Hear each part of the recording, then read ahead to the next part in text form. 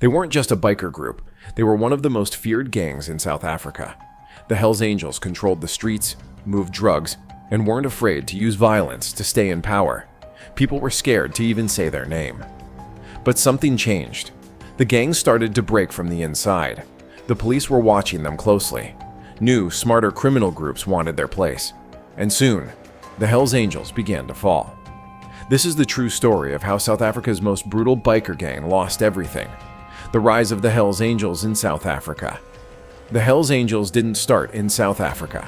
They began in the United States in 1948 and slowly spread to other countries. By the time they reached South Africa in the early 2000s, they already had a big name across the world.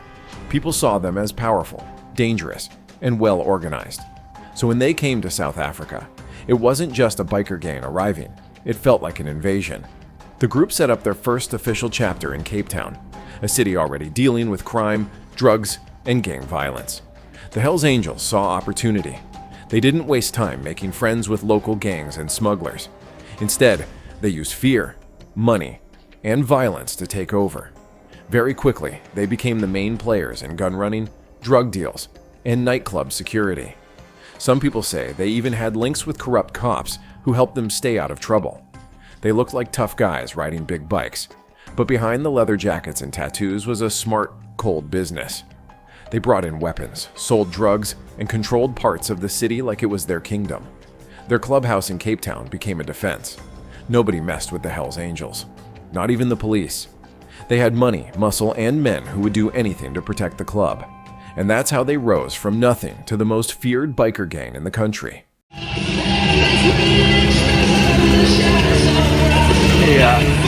Where would people be when you're talking to people about why they're here? Criminal activities and operations. The Hells Angels didn't just ride bikes and wear leather jackets. Behind the scenes, they were running serious crimes. In South Africa, they got deeply involved in selling drugs, especially meth and cocaine. These drugs were sold in cities like Cape Town, Johannesburg, and Durban. They worked with other local gangs to move the drugs quickly and make big profits. But it didn't stop at drugs. They also sold illegal guns, protected dirty money, and sometimes acted like hitmen. They had connections with other crime groups in Europe and South America. Some reports even say they helped bring drugs from Brazil into Africa, then into Europe. This made them part of a much bigger international crime network. They made their money through violence and fear. If someone didn't pay up, they would beat them or even kill them. Nightclubs, strip clubs, and bars became their playgrounds. They controlled security, sold drugs there, and sometimes even owned the clubs. It wasn't just street crime. The Hells Angels ran things like a business, with leaders giving orders and lower members carrying them out. They used coded messages and trusted middlemen to avoid being caught. They also recruited members who had military training or used to work in security, so they knew how to fight and plan operations. The public only saw the cool bikes and the parties, but behind closed doors, these men were running one of the most dangerous criminal networks in the country. Internal conflicts and power struggles. Even the most feared gangs fall when their own members start turning on each other. Inside the Hells Angels, not everyone was loyal forever. Some members wanted more power, more money, or didn't like the rules set by their leaders. This caused fights inside the club.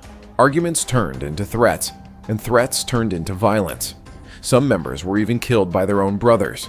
There were also problems between different chapters.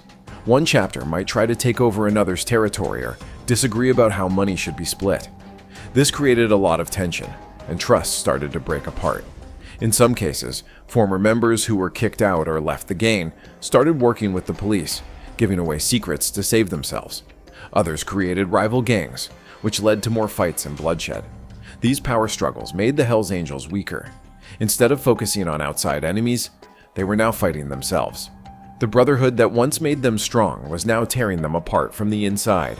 And when there's no loyalty, even the strongest gang can't survive for long. At the same time, at the Hells Angels headquarters in Alphington, it's go time. Law enforcement. Crackdown. South African law enforcement agencies, in collaboration with international partners, enhanced their efforts to dismantle the Hells Angels' operations. Undercover agents invaded the gang, gathering crucial intelligence that led to significant arrests and sentences. One such operation involved a retired special agent who spent 2 years undercover within the Hells Angels. His efforts led to the accusation of 55 members and associates on various charges, including racketeering. Changing criminal landscape. The criminal landscape in South Africa began to shift, with new players emerging and challenging the Hells Angels' dominance.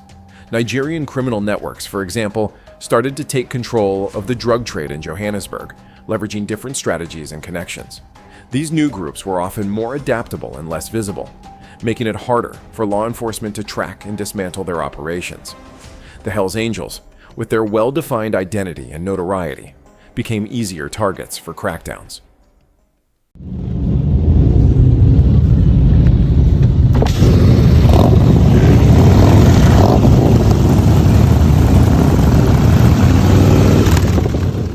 Public perception and media attention.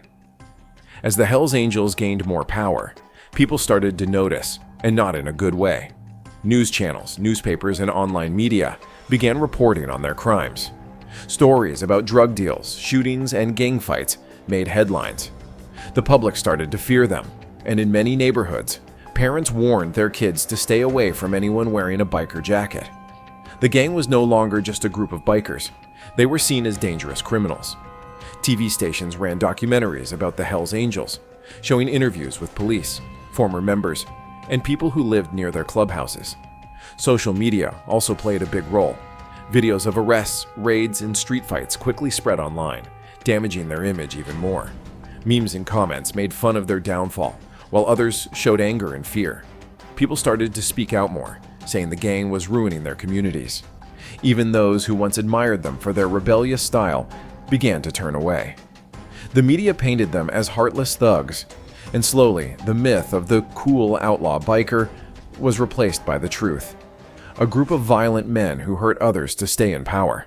It was quite the scene on Route 177 in Westport this morning as 12 News cameras captured FBI, Westport Police, and Massachusetts State Police gang unit on the property of Hells Angels clubhouses. International bans and legal actions. South Africa wasn't the only country keeping an eye on the Hells Angels. Around the world, governments began banning the gang or calling them a criminal organization.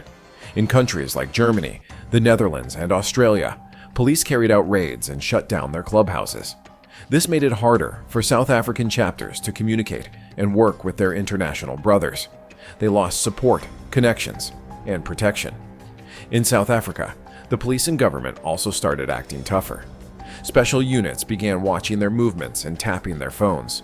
Some big members were arrested and charged with serious crimes like murder, drug smuggling, and gun trafficking. New laws made it easier to freeze their bank accounts and take away their properties. Even traveling became a problem. Members were banned from entering countries like the US and Canada. Their passports were alerted, and airports kept watch for anyone wearing the Hells Angels patch. International police groups like Interpol also got involved, helping South African police track and arrest members hiding in other countries. All these actions made it almost impossible for the gang to operate the way they used to. The decline. As the Hells Angels started to lose control, their once powerful presence in South Africa began to fade. The arrests, raids, and constant police pressure left them struggling to keep their operations going. Members were either jailed or decided to leave, fearing further arrests. Rival gangs took advantage of the situation, and the Hells Angels' power on the streets diminished quickly. With fewer members and less control, many of the chapters started to break up. The gang that was once feared throughout South Africa was now a shadow of its previous self, unable to maintain the same level of influence. As we've seen, the Hells Angels' reign in South Africa didn't last forever, and their downfall came from within, from the law, and from their rivals. What was once a symbol of power ended up in destruction, proving that even the most feared gangs can fall. While challenges remain, the fall of such a notorious gang offers hope for a safer future. If you found this story shocking, don't forget to like, share, and comment your thoughts below. And make sure to subscribe to the channel for more deep dives into the world of crime and history.